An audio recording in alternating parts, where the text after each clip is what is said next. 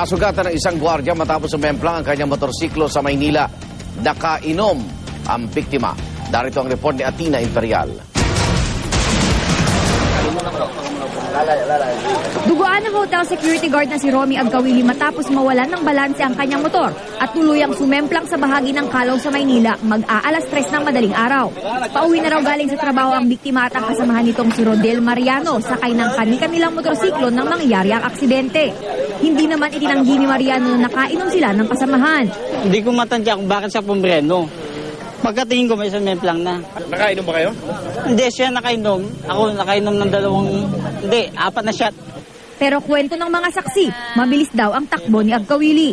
Dito sa kabila ang kasama niya. Dito siya. Tapos may rebo dito.